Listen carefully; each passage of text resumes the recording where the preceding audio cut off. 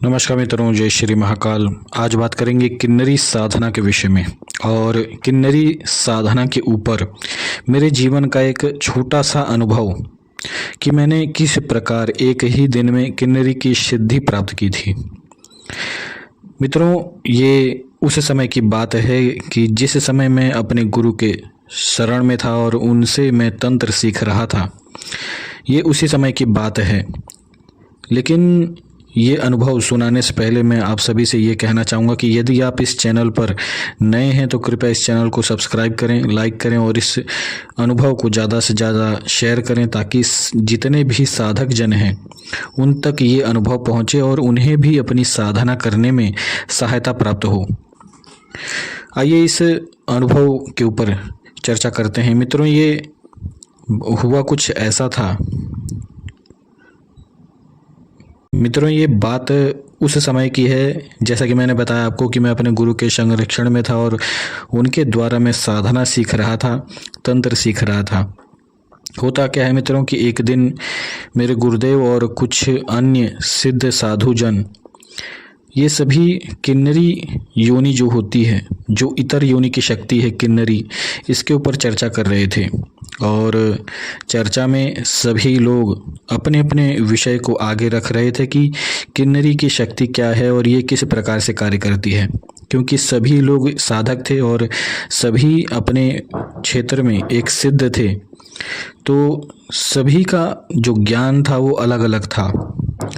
और होता कुछ ऐसा है कि सभी लोगों ने अपनी अलग अलग सिद्धियां कर रखी थी। किसी के पास कुछ अलग प्रकार की किन्नरी की सिद्धि थी और किसी के पास एक ही प्रकार की सिद्धि थी। तो और इसमें हुआ कुछ ऐसा था कि एक साधक थे जिनके पास पुष्प देहा किन्नरी साधना सिद्ध हो चुकी थी उन्हें, और उन्होंने पुष्पदेहा किन्नरी को सिद्ध करके रखा था। अब होता ये है कि इन सभी में ये चर्चा होती है कि आखिर किन्नरी जो योनि होती है, इसमें सबसे शक्तिशाली जो किन्नरी है वो कौन सी है। अब सभी लोग अपनी अपनी सिद्धियों के विषय में जानकारी देते हैं कि मेरी किन्नरी ये कर सकती है, कोई कहता है कि मेरी सिद्धि ये कर सकती है। अब इसमें होता है कि जो मेरे गुरुदेव थे, जो कि कपालिक संप्रदाय के एक बहुत ही सिद्ध साधु थे, उन्होंने कहा कि सबसे शक्तिशाली शंख ज्वाला नामक किन्नरी है, क्योंकि ये किन्नरी स्वयं इंद्र तक को बंदी बना चुकी है। तब सभी ने उनसे उनके अनुभव के विषय में पूछा कि आखिर ये कथा क्या है। तो मित्रों, मेरे गुरुदेव ने ये कथा बताई कि ये किसी और मनवंतर की कथा है, ये हमारी युग की कथा नहीं है। हुआ क्या था कि किसी और मनवंतर में, जो उस मनवंतर के देवराज इंद्र थे, उन्होंने एक प्रकार से एक किन्नरी जिसका नाम शूलिनी था, उस किन्नरी को आप कह सकते हैं कि एक प्रकार से उसके साथ व्यभिचार करने के लिए उसका हाथ पकड़ा। और कुछ ऐसा ही अनुभव रहा कि उन्होंने उसके साथ व्यभिचार किया। अब होता यह है कि वो जो किन्नरी है, वो किन्नरियों की जो बड़ी होती हैं, जो यानी कि जो किन्नरी में सबसे बड़ी शक्ति होती है, जो उनकी रानी होती है, शंख ज्वाला किन्नरी, उसके पास जाती है और अपने साथ हुए इस दुर्घटना को उस किन्नरी को बताती है। अब होता है कि ये है कि जो शंख ज्वाला किन्नरी है वो अपने लोक से देवराज इंद्र के लोक में जाती है, यानी कि स्वर्ग में जाती है, और वहाँ से शंख ज्वाला किन्नरी देवराज इंद्र को अपनी शक्ति से बंधित करके घसीटते हुए अपने किन्नरी लोक में लेके आती है। तो इस कथा को जब मेरे गुरुदेव ने बताया तो सभी लोग चौंक गए, क्योंकि किन्नरी जो होती है उसे सभी लोग इतर योनि की शक्ति मानते हैं। और इतर योनि में इतनी शक्ति कहाँ से आ गई कि वो स्वयं एक देवता को घसीट के लेके आए या फिर अपनी शक्ति में बंधित कर दे। तो सभी ने पूछा, तो मेरे गुरुदेव ने यह बताया कि जितनी भी योनियां हैं उन सभी में जो शक्ति तत्व है वो स्वयं माता आदि शक्ति का है। और यह जो शंख ज्वाला किन्नरी है ये स्वयं माता आदि शक्ति का ही एक अंश है। इसी कारण जो शंख ज्वाला किन्नरी है वह बहुत ही उग्र और शक्तिशाली किन्नरी है। तो यह एक छोटा सा अनुभव और एक छोटी सी कथा। अब मित्रों बात करते हैं कि इसके पश्चात यह हुआ कि जब मैं सभी के मुख से उनके अनुभव के विषय में सुन रहा था तो मुझे भी कहीं ना कहीं यह इच्छा हुई कि मुझे भी किन्नरी की सिद्धि प्राप्त करनी चाहिए, क्योंकि उस समय में बाबा काल भैरव की साधना कर रहा था। और इसके पश्चात मैंने अपने गुरुदेव से एकांत में उनसे यह आज्ञा ली कि हे गुरुदेव, मुझे भी किन्नरी की सिद्धि प्राप्त करनी है। इसके पश्चात यह हुआ कि मेरे गुरुदेव ने मुझे से यह पूछा कि आखिर तुझे किन्नरी की सिद्धि क्यों प्राप्त करनी है। हर चीज़ में लालची होना जरूरी नहीं होता। तो मैंने अपने गुरुदेव से कहा कि गुरुदेव, मुझे शक्ति प्राप्ति करनी है और मुझे भी शंख ज्वाला किन्नरी की सिद्धि प्राप्त करनी है। तो मेरे गुरुदेव ने कहा कि अभी तुम इस किन्नरी को सिद्ध करने लायक नहीं हुए हो, अभी तुम्हें केवल पुष्प देहा किन्नरी की साधना सिद्ध हो जाए यही बहुत है। तो मित्रों मैंने अपने गुरुदेव से कहा कि ठीक है गुरुदेव, मुझे पुष्प देहा किन्नरी ही सिद्ध करवा दीजिए। इसके पश्चात उन्होंने उस दिन तो मुझे वह साधना की जानकारी नहीं बताई, लेकिन एक और दिन आया जिस दिन पूर्णिमा हो रहा था, यानी कि पूर्णिमा का समय था। दिन के समय उन्होंने 4 बजे मुझे इस साधना की जानकारी दी। और पूर्णिमा के दिन जब उन्होंने दिन में 4 बजे मुझे इस साधना की जानकारी दी, इसके पश्चात उन्होंने कहा कि तुम्हें भगवती कामाख्या के मंदिर में जाकर ये साधना करनी है, क्योंकि ये साधना केवल 1 दिन की थी और 1 दिन में मुझे पुष्पदेहा किन्नरी की सिद्धि प्राप्त हो जाती। अब होता क्या है मित्रों कि मैं अपने गुरुदेव की आज्ञा के अनुसार माता कामाख्या के मंदिर में जाता हूँ और वहाँ के जो पंडित थे उस समय के, उनसे मैंने आज्ञा ली और उनसे कहा कि मुझे गर्भगृह में ही किसी कोने में बैठकर साधना करने दें, क्योंकि उनका परिचय मेरे गुरुदेव से भी अच्छा खासा था और वो मुझे भी जानते थे बहुत समय से। लेकिन फिर भी उन्होंने मुझे गर्भगृह में बैठने की आज्ञा नहीं दी। उन्होंने कहा कि तुम यदि चाहो तो मंदिर के ही परिसर में किसी कोने में बैठकर साधना कर सकते हो। इसके पश्चात मित्रों मैंने मंदिर के ही एक कोने में जाकर अपनी साधना को आरंभ किया। मैंने लाल रंग के आसन पर सब कुछ स्थापित किया और वहाँ पर मैं बैठा। इसके पश्चात मैंने जो आसन अपने सामने रख रखा था वो एक बहुत ही छोटा सा आसन था, जिसके ऊपर मैंने एक सिंदूर से एक यंत्र बनाया जो कि लाल रंग के आसन पर ही मुझे बनाना था।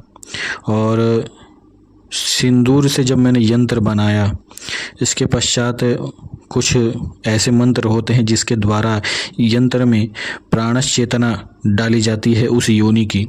उस मंत्र का मैंने जप किया और इसके पश्चात मैंने साधना को आरंभ किया।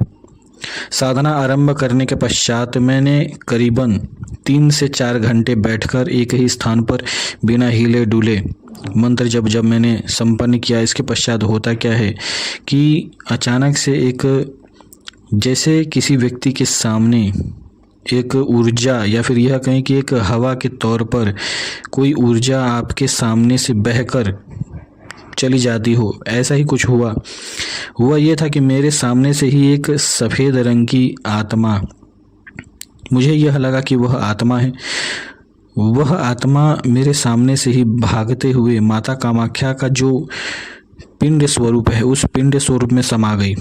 और इसके पश्चात मैंने यह देखा कि स्वयं उसी पिंड से, यानी कि जो माता कामाख्या की मूर्ति है उसी में से एक देवी बाहर आई जो कि पुष्पदेहा किन्नरी थी।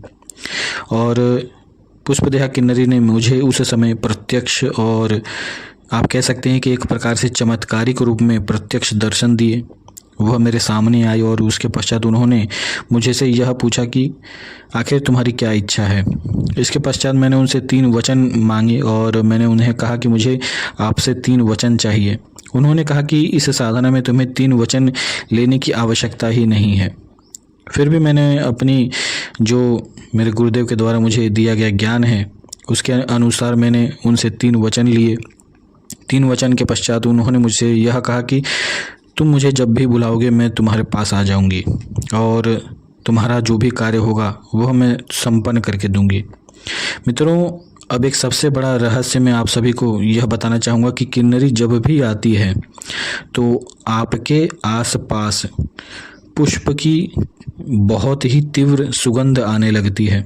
यानी कि आप जिस भी कमरे में बैठे होंगे और यदि आप किन्नरी को बुलाएंगे तो उस कमरे में जिस समय किन्नरी आएगी उस पूरे कमरे में खुशबू भर जाएगी।